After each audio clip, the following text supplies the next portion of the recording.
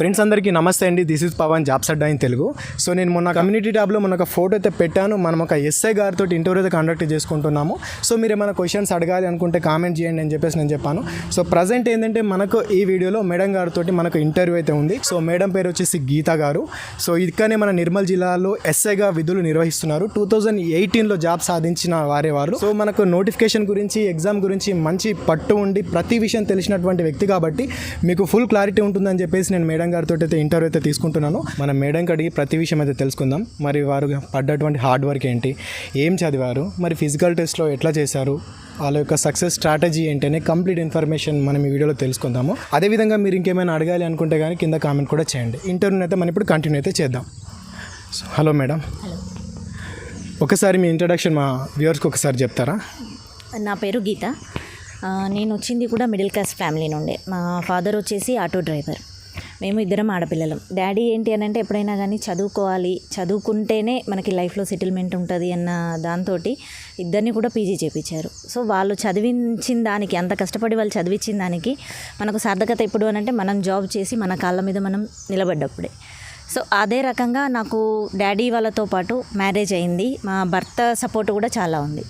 So అందరి support తోటి కూడా నేను ఇంత దూరం రాగలిగాను అనమాట. అది మెయిన్గా. And one more thing ma'am, ఇప్పుడు ఆల్మోస్ట్ మన తెలంగాణలో కూడా నోటిఫికేషన్స్ వస్తున్నాయి.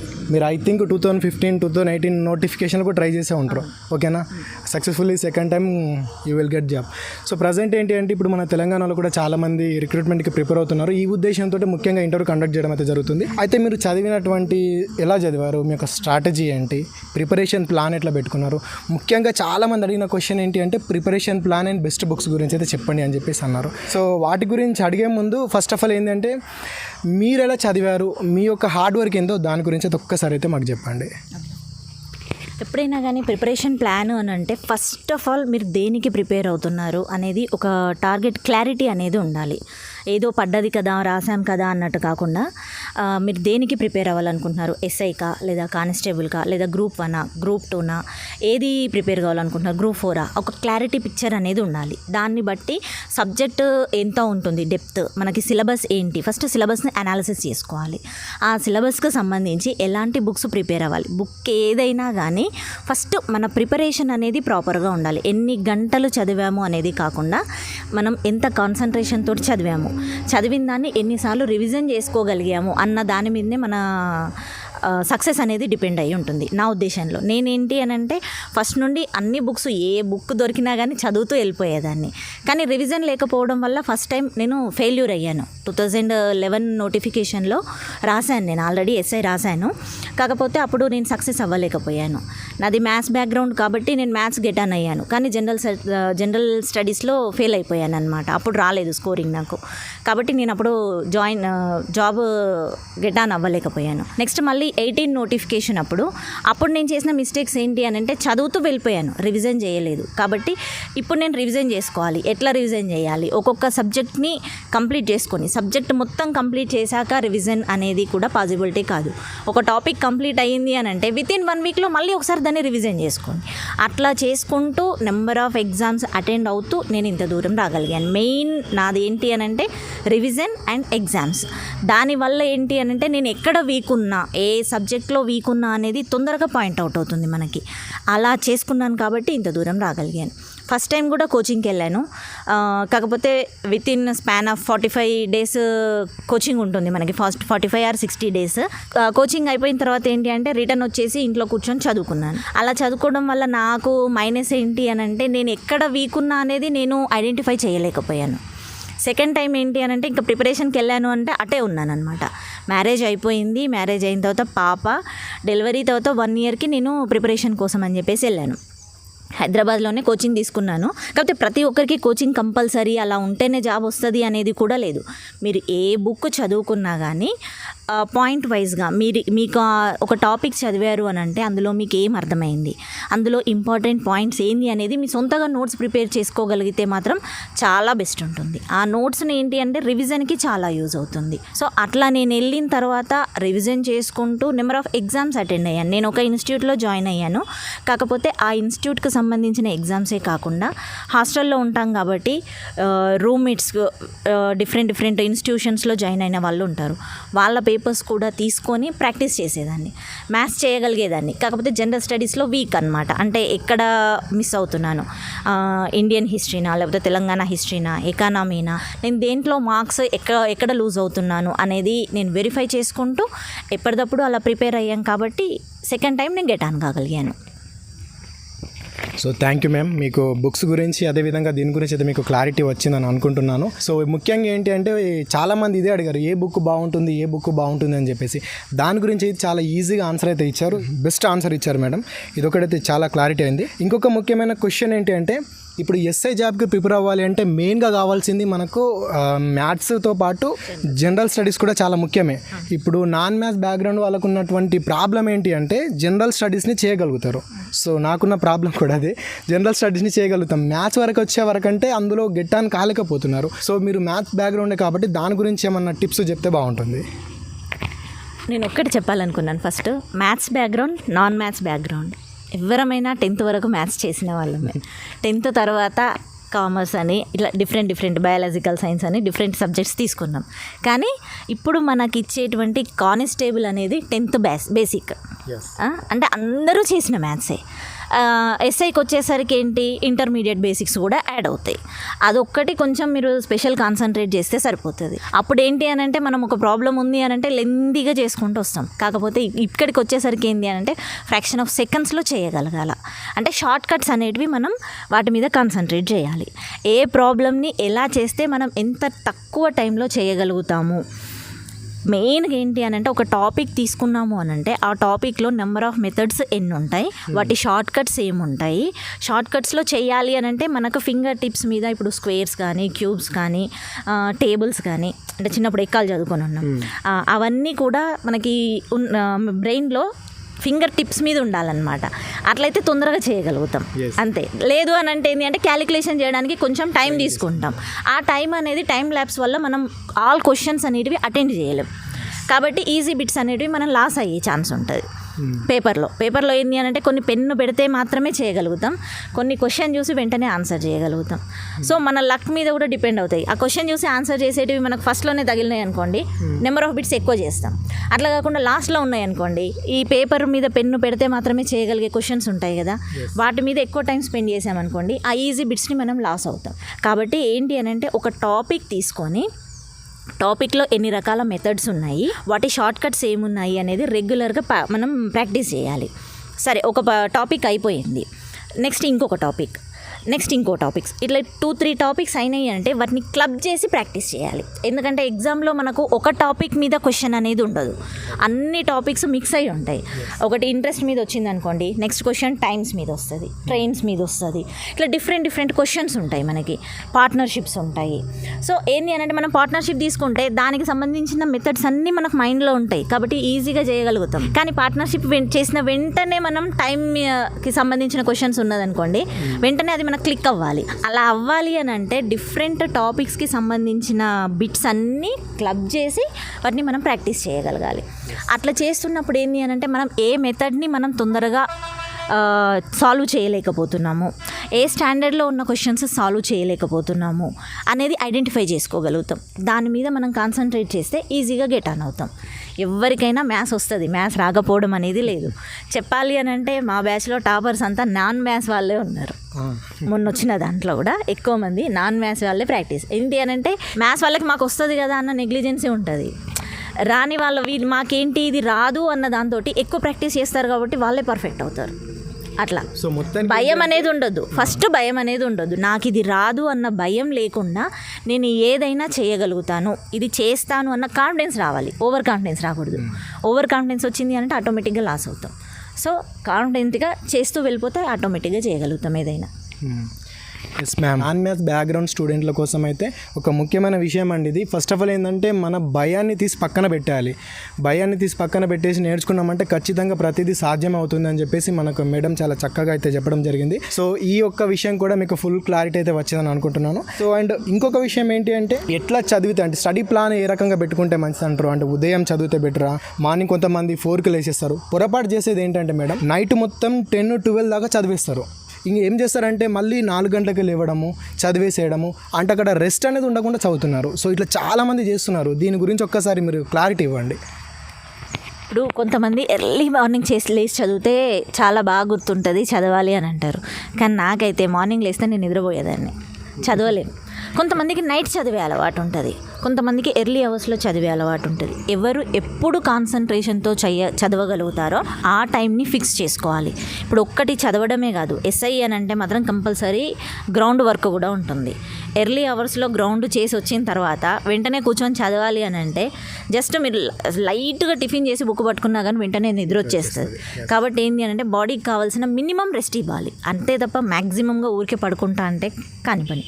మినిమం రెస్ట్ ఇచ్చి ఆ తర్వాత మీరు కంటిన్యూస్గా చదవాలి. ఎవరికి ఎప్పుడు కాన్సన్ట్రేషన్ ఉంటే అప్పుడే చదవాలి. ఇప్పుడు ఒక టాపిక్ చదువుతూ ఉంటాము, జనరల్గా ఏంటి అని అంటే నా మట్టుకు చెప్పాలి అని అంటే నాకు హిస్టరీ చదవాలి అని అంటే చాలా స్ట్రెస్ ఫీల్ అవుతాను. ఎందుకంటే ఆ పేర్లు, ఇయర్స్ అవన్నీ గుర్తుపెట్టుకోవాలి. అది గుర్తుపెట్టుకోవాలి అని అంటే నేను చాలా ప్రాబ్లమ్గా ఫీల్ అయ్యేదాన్ని. అలాంటప్పుడు ఏంటి అంటే చదివేదాన్ని, హిస్టరీ చదువుతున్నంత సేపు చదువుతాను, ఇంకా నా వల్ల అవ్వట్లేదు, నేను ఎగ్జాజరేట్ అయిపోయింది నా బ్రెయిన్, ఇంకా తీసుకోవట్లేదు అన్నప్పుడు దాన్ని పక్కన పడేసి మ్యాథ్స్ ముందర వేసుకునేదాన్ని. మ్యాథ్స్ ఎంత టఫ్ ప్రాబ్లం కానీ అది రావట్లేదు అని అంటే ఇది నాకు ఎందుకు రావట్లేదు, దీన్ని ఎంత చూడాలి అన్నట్టుగా చేసే మెంటాలిటీ నాది. కాబట్టి నాకు అది కాన్సన్ట్రేషన్ లేదు, నేను చదవలేకపోతున్నాను అన్నప్పుడు ఏ సబ్జెక్ట్ని అయితే మనం ఇష్టంగా చేయగలుగుతామో ఆ సబ్జెక్ట్ తీసుకొని సాల్వ్ చేసుకోవాలి. సో ఇప్పుడు ఏమవుతుంది అని అంటే బాడీ మన బ్రెయిన్ రెస్ట్ మోడ్కి వెళ్ళేది యాక్టివ్ అవుతుంది. యాక్టివ్ అయ్యింది అంటే మళ్ళీ దీన్ని పక్కన పెట్టి మళ్ళీ నీకు ఏది డల్గా ఉన్నావో అది తీసుకొని చదవాలి. మెయిన్ అది అలా మనం టైం అనేది పెట్టుకోవాలి. అంటే ఈరోజు ఇదే టాపిక్ చదవాలి, ఈరోజు ఇదే సబ్జెక్ట్ కంప్లీట్ చేయాలి, టార్గెట్ పెట్టుకోవడం కరెక్టే. కాకపోతే మనకు కాన్సన్ట్రేషన్ లేదు, మనం డిస్టర్బ్ అవుతున్నాము అని అంటే దాన్ని పక్కన పెట్టి ఏదైతే చేయగలుగుతామో అది మాత్రం చేసుకోవాలి. అది చేస్తే ఏంది అని అంటే మనం తొందరగా పికప్ అవుతాం అన్నమాట. ఇంట్రెస్ట్ లేనప్పుడు మనము మైండ్ మనది గ్రాస్ప్ చేయట్లేదు అని అనుకున్నప్పుడు ఆ సబ్జెక్ట్ పక్కన పెట్టి వేరే రిలాక్స్గా ఏదైతే చేయగలుగుతామో అది తీసుకొని చేయాలి. అలా అని చెప్పేసి ఎప్పుడు మ్యాసేజ్ చేసుకుంటూ కూర్చున్నారనుకోండి గిటాన్ అవ్వలేరు. అన్ని సబ్జెక్ట్స్ ఒకటి పర్ఫెక్ట్గా ఉన్నంత మాత్రాన మనకు జాబ్ రాదు. ఆల్ సబ్జెక్ట్స్ యావరేజ్గా ఉన్న జాబ్ వస్తుంది. ఒకటి చాలా టాప్ పొజిషన్లో ఉండి ఇంకొకటి మొత్తానికే రాకుంటే ఎట్టి పరిస్థితులలో కూడా మనం జాబ్ గిటాన్ అవ్వలేము. కాబట్టి ప్రతి సబ్జెక్టు యావరేజ్గా ఉన్నా కానీ మనం ముందుకెళ్ళిపోవచ్చు. యావరేజ్ నాలెడ్జ్, మినిమం నాలెడ్జ్ అయితే మనం గ్యాదర్ చేయాలి compulsory. And one more thing ma'am, ఇప్పుడు మినిమం మనకు ఎన్ని గంటలు నిద్రపోతే బెటర్? ఇట్లా ఇది చాలామంది క్వశ్చన్ అడిగారు నాకు ఇక్కడ. ప్రిపరేషన్ టైంలో ఎన్ని గంటలు నిద్రపోతే బాగుంటుంది, ఎంత రెస్ట్ ఇవ్వాలి, సంథింగ్ ఈ యొక్క సిల్లీ క్వశ్చన్స్ కూడా అడిగారు. దీనికి మీరు ఒక్కసారి క్లారిటీ. అంటే అది సిల్లీ అని చెప్పలేము. ఎందుకు అని అంటే ఒక్కొక్కరి మెంటాలిటీ అనేది ఒక రకంగా ఉంటుంది. నేను ఇన్ని గంటలు చదవాలి అని టార్గెట్ పెట్టుకుంటారు, కానీ ఇన్ని గంటలు కాన్సన్ట్రేషన్తో చదవాలి అనేది టార్గెట్ పెట్టుకోండి. బుక్ ముందర వేసుకున్నంత మాత్రాన సరిపోదు. నాలెడ్జ్ అనేది మనకు గెయిన్ అవ్వాలి అంటే ఏం చేయాలి, కంపల్సరీ కాన్సన్ట్రేషన్ అనేది ఉండాలి. మినిమం రెస్ట్ అంటారు, కంపల్సరీ 6 అవర్స్ అయితే మనం మినిమం రెస్ట్ తీసుకోవాలి. గ్రౌండ్ వర్క్ చేస్తాం కాబట్టి ఇంకో 1-2 అవర్స్ రెస్ట్ కంపల్సరీ ఉంటుంది. కొంతమందికి ఏంది అని అంటే జనరల్గా గ్రౌండ్ వర్క్ చేసే వాళ్ళు ఉంటారు, అంటే స్పోర్ట్స్లో ఉన్న వాళ్ళు ఏంది అని అంటే ఒక 1 అవర్ రెస్ట్ తీసుకున్నా కానీ వాళ్ళు పికప్ అవ్వగలుగుతారు. కానీ ఇప్పుడు గ్రౌండ్ వర్క్ చేసే వాళ్ళు ఉంటారు చూడండి, బాడీ పెయిన్స్ హెవీగా ఉంటాయి. కాబట్టి అది అలవాటు అయ్యేంత వరకు, గ్రౌండ్ వర్క్ బాడీకి అలవాటు అయ్యేంత వరకు మినిమంగా రెస్ట్ అనేది కంపల్సరీ. వాళ్ళు 1/2 అవర్ తీసుకున్నారు సరిపోయింది, వాళ్ళు ఉండగలుగుతున్నారు, నేను ఉండలేకపోతున్నాను అనేది కాదు. ఎవరి బాడీ తత్వం వాళ్ళది ఉంటుంది. కొంతమంది స్పోర్ట్స్లో ఫాస్ట్ ఉంటే కొంతమంది స్టడీస్లో ఫాస్ట్ ఉంటారు. సో స్టడీస్లో ఫాస్ట్ ఉన్న వాళ్ళు ఏంటి అంటే గ్రౌండ్ మీద కొంచెం కాన్సన్ట్రేట్ చేయాలి. అలాంటప్పుడు బాడీకి రెస్ట్ ఇస్తూ మనం ముందుకు వెళ్ళాల్సి వస్తుంది.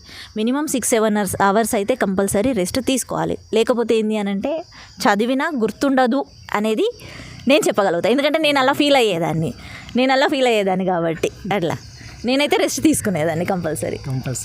ఇంకా వన్ మోర్ థింగ్ ఏంటి అంటే ఇప్పుడు మినిమం చెప్పాలంటే మీరు ఒక ఫ్యామిలీ అయ్యి ఉండి కూడా ప్రిపేర్ అయ్యారు అంటే గ్రేట్. మీరు చెప్పారు పోలీస్ అంటే ఎగ్జామే కాదు, స్టడీనే కాదు, మన ఫిజికల్లో కూడా ఉండాలని చెప్పేసి. మీరు ఈ రకంగా కూడా ఫిజికల్లో కూడా మంచిగా సాధించారంటే ఇది చిన్న విషయమేం కాదు, ఇది గొప్ప విషయం అని చెప్పుకోవచ్చు. సో మరి మీరు ఫిజికల్ పర్పస్లో మీరు ఎట్లా ప్రాక్టీస్ చేశారు, ఏ రకంగా ప్రాక్టీస్ చేస్తే బెస్ట్? అదేవిధంగా మన పోలీస్ సెలెక్షన్స్లో ఫీమేల్కి ఏ విధంగా సెలెక్షన్ ప్రాసెస్ ఉంటుంది ఫిజికల్ టెస్ట్లో, ఒకసారి దాని గురించి కూడా క్లారిటీ ఇవ్వండి. మనకి ఫీమేల్కి అయితే మాత్రం 100 మీటర్స్ రన్ ఉంటుంది, అది కంపల్సరీ క్వాలిఫై అవ్వాలి. సివిల్కి అయితే, ఏఆర్కి అయితే ప్రతి ఈవెంట్ క్వాలిఫై కావాల్సి ఉంటుంది. అంతకుముందు 2.5 ఉండే, తీసేశారు, ఇప్పుడు అది లేదు. సో ఫీమేల్కి వచ్చేసి ఇప్పుడు 100 మీటర్స్ రన్ ఉంటుంది, షార్ట్ పుట్ ఉంటుంది, లాంగ్ జంప్ ఉంటుంది. సో 100 మీటర్స్ కంపల్సరీ క్వాలిఫై అవ్వాలి. ఈ షార్ట్ పుట్, లాంగ్ జంప్ ఈ 2 ఈవెంట్లలో ఏ ఒక్కటి క్వాలిఫై అయినా సరిపోతుంది సివిల్కి అయితే. అదే ఏఆర్కి అయితే మాత్రం అన్నీ క్వాలిఫై అవ్వాలి, అలాంగ్ విత్ మెరిట్ ఉండాలి. అందులో మెరిట్ ఉంటేనే కన్సిడర్ చేస్తారు ఏఆర్కి. వీటి కోసం ఏంటి అని అంటే ఫస్ట్ షార్ట్ రన్ రావాలి అని అంటే మనకి స్టామినా అనేది ఇంప్రూవ్ అవ్వాలి. స్టామినా ఎప్పుడు ఇంప్రూవ్ అవుతుంది? లాంగ్ రన్స్ తోటి స్టామినా అనేది ఇంప్రూవ్ అవుతుంది. మెయిన్గా షార్ట్ రన్స్లో మనకి స్టామినాతో పాటుగా బ్రీత్ కంట్రోల్ అనేది కూడా కావాలి. బ్రీత్ని కంట్రోల్ చేసుకోవడం కూడా రావాలి. అది లాంగ్ రన్స్ తోటి లాంగ్ స్టాండింగ్లో అనేది పాసిబుల్ అవుతుందన్నమాట. దానికోసం షార్ట్ రన్స్ మీదనే కాన్సన్ట్రేట్ చేసి డైలీ నేను ఒక 10 times 100 meters ఉరుకుతాను అని అంటే రాదు.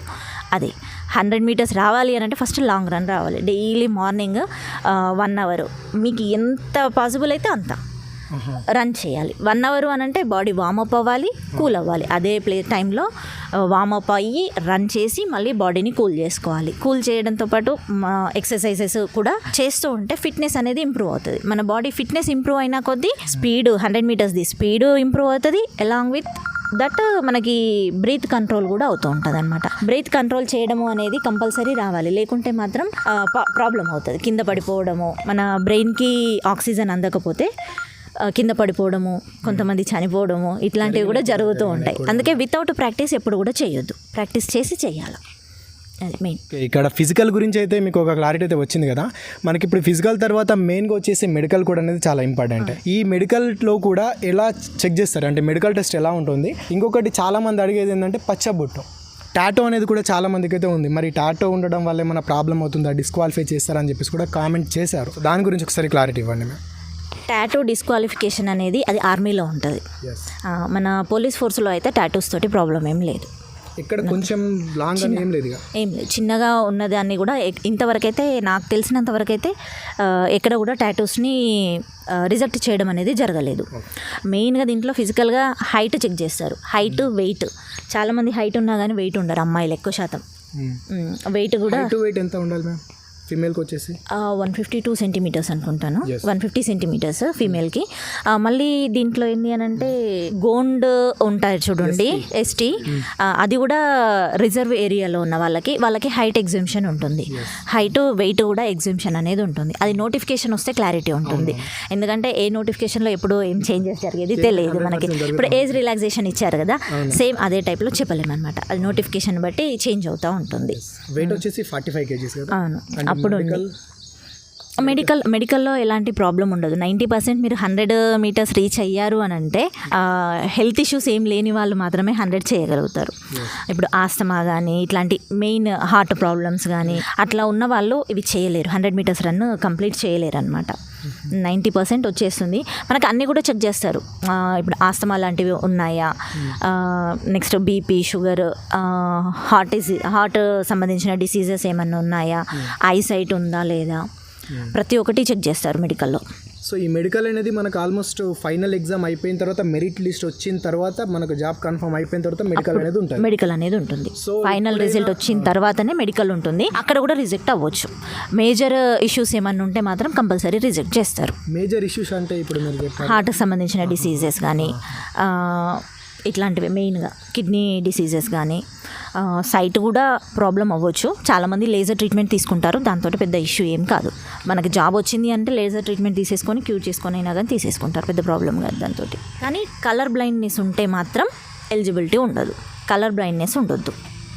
కలర్ బ్లైండ్నెస్ అది మెయిన్గా చెక్ చేస్తారు. కలర్ బ్లైండ్నెస్ అనేది ఉండొద్దు. అంటే వాళ్ళకి ఏంటి అని అంటే రెడ్కి గ్రీన్కి క్లారిటీ తెలియదు, అట్లా ఉండకూడదు అనమాట.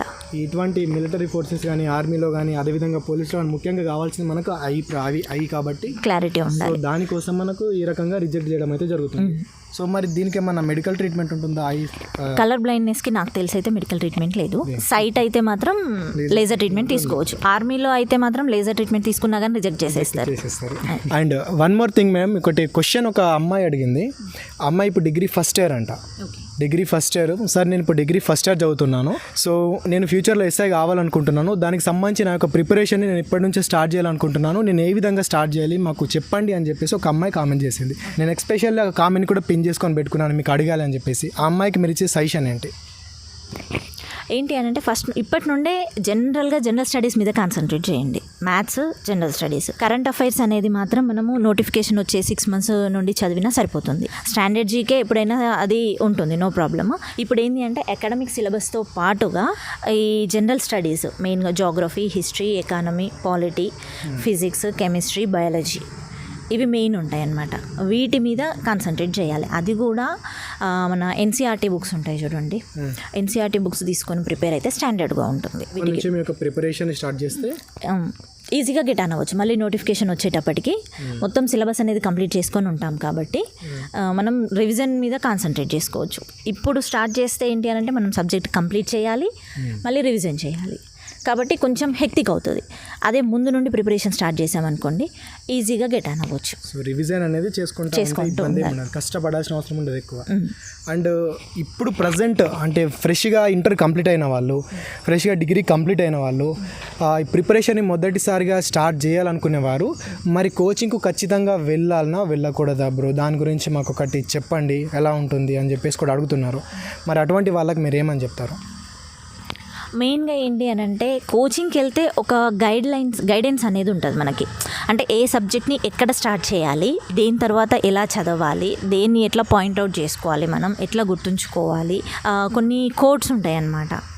ఇప్పుడు మన ఇండియాలో ఉన్న నదులు అవి ఎటు నుండి ఎటు వెళ్తాయి అనే దానికి కొన్ని కోడ్స్ ప్రిపేర్ చేసి పెడుతూ ఉంటారనమాట. ఆ కోడ్స్ తోటి ఏంది అని అంటే మనం గుర్తుంచుకోవడం చాలా ఈజీ అవుతుంది. లేదు ఓన్గా ప్రిపేర్ అయ్యే వాళ్ళు కూడా అవ్వచ్చు. ఓన్గా ప్రిపేర్ అయినంత మాత్రాన జాబ్ రాదు అనేది ఏం లేదు, నాలెడ్జ్ ఎవరికైనా ఉంటుంది.